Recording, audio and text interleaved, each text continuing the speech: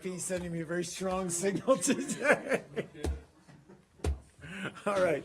President-elect Trump before his call to Pakistan, to Nawaz Sharif, and we're wondering.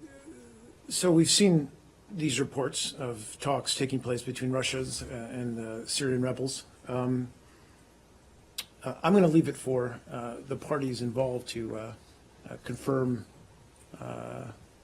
these talks and whether they're actually taking place.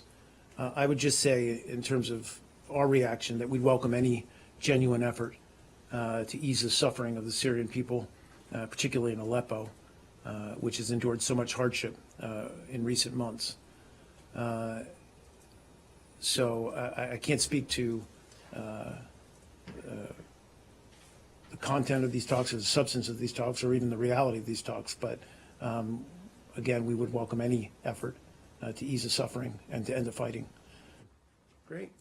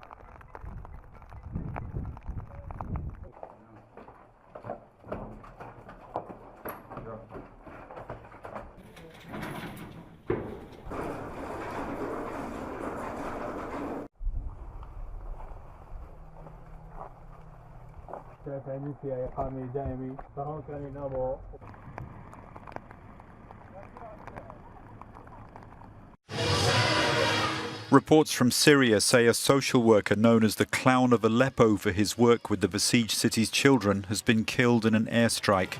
Anas al-Basha was 24 and had reportedly got married just 2 months ago. As well as dressing up as a clown, he was also a centre director for Space of Hope, which tries to provide services for people in opposition areas. According to AP, he was killed in a presumed government or Russian strike on the eastern Mashhad district. The Syrian army released this video showing its advance towards southern areas of Aleppo after recapturing some districts. A ground and air campaign has cut off rebels in the most important urban stronghold. An estimated 250,000 civilians were left with dwindling food and medical facilities. The United Nations is stepping up efforts to help and monitor people fleeing. Russian Foreign Minister Sergei Lavrov says Moscow will continue fighting in the east of the Syrian city of Aleppo until it's cleared of terrorists. Lavrov also said Russia will continue efforts to allow humanitarian aid into the Syrian city. The Russian foreign minister was speaking after talks with his Turkish counterpart Mevlut Çavuşoğlu in Turkey's town of Alanya. The top Turkish diplomat said he and his Russian counterpart have agreed on the need for a ceasefire in Syria, notably in Aleppo. But he added that Ankara's stance on Syrian President Bashar al-Assad remains unchanged. Russia is a key supporter of Assad, while Turkey backs militant groups fighting to oust him. To discuss that, we're now joined by Mr. Fred Weir, who is a journalist and political commentator, and he's joining us live now from the Russian capital. Mr. Weir, how do you feel about essentially Foreign Minister Lavrov's insistence that Russia is staying in Aleppo? Well, yeah, I don't think that Russian intervention would have made any sense.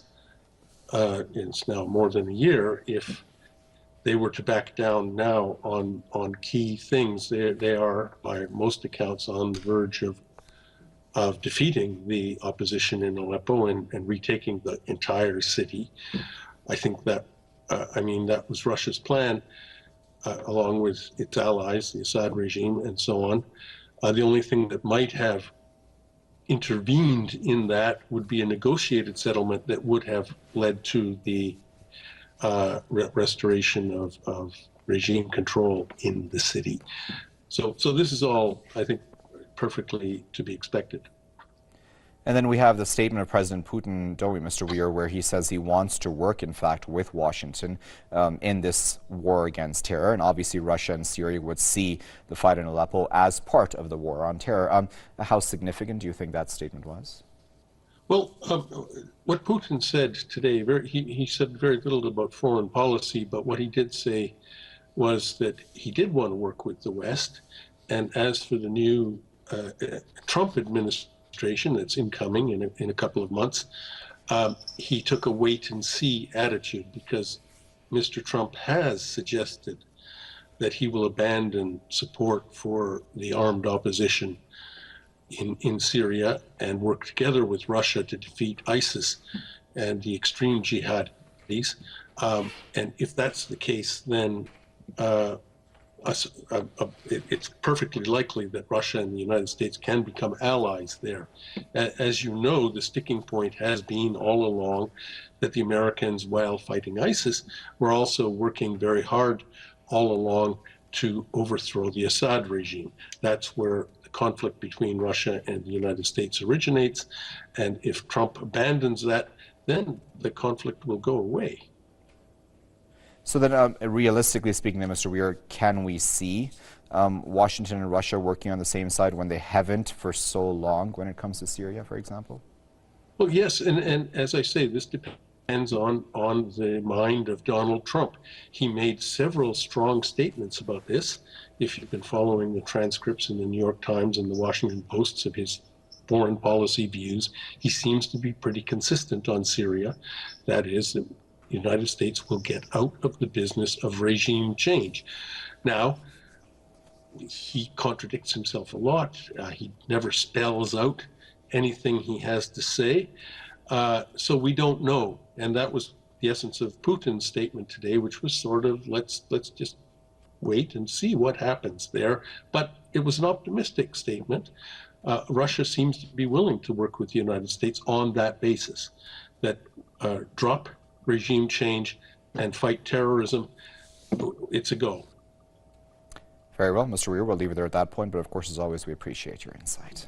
Well, the recent discovery and exposure that the United States has admitted to attacking the Syrian soldiers as is trying to define and defend this action as regrettable and accidental is a tragic end, or rather beginning to an investigation that needs to be conducted, but it's also an indication of the treachery, deceit, and continuing propaganda war that the United States under the Obama administration and incompetent bundlers in the CIA and commanders at U.S. Central Command have been consistently deploying as smokescreens and camouflage to try and cover up these war crimes that the United States has been engaged in with the attempted removal of President Assad and the attempted establishment of a mercenary Takfiri ISIS realm. So this action by the United States admitting that its bombing of Syrian soldiers with 2 A-10s and 2 F-16s, admitting that that action was done and trying to explain it as regrettable, really is the beginning that needs to be furthered with calls for war crimes in the United Nations, calls for immediate United Nations Security Council convenience, so that Iran and Russia and other nations in Syria can address these matters, because it's a clear indication that proper targeting was not followed. It's very interesting that the hotline that exists between U.S. Central Command and Russia was left unattended for 27 minutes.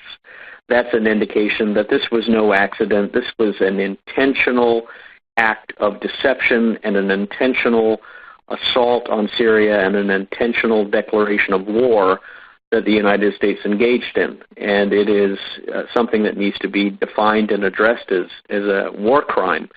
And Syria would be very well justified to immediately declare that its airspace is off limits, that the United States is in violation of the international community standards, and that it needs to immediately leave the country and assign all airspace cover to the Russian Air Force and to the Iranian Air Force.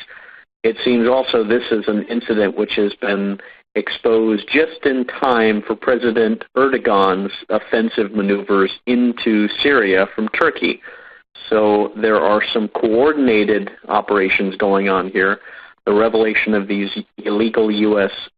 Syrian attacks on the Syrian soldiers has been done in concert with the President Erdogan Turkish forces being commanded into Turkey, into Syria, with the goal of removing Assad.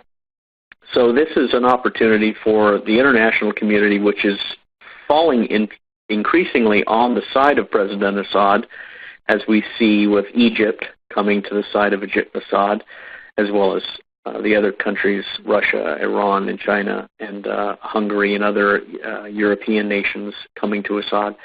This is a sign for a large coalition to begin to be assembled in response to this U.S. admission, and to really force the United States to pull back and remove itself from the theater of operations. This is something, too, that President-elect Donald Trump has promised to do. Donald Trump and his eventual ascendancy to the U.S. presidency will most likely seek ways to more closely work with Russia, and that inevitably means working with Assad and working with Iran. So that will, of course, rub many in the U.S. intelligence and establishment the wrong way.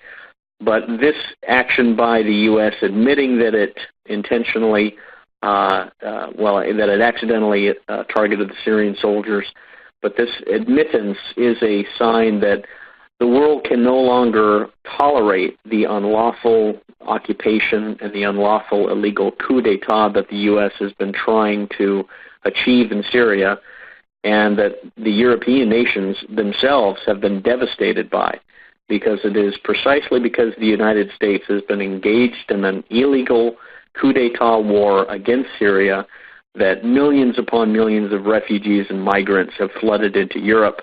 And President Erdogan, of course, is looking to accelerate and expand that. So Europeans have no further to look as the source of their suffering than the United States. So this action needs to be immediately exploited by the international community, brought to the United Nations, and real solutions be achieved.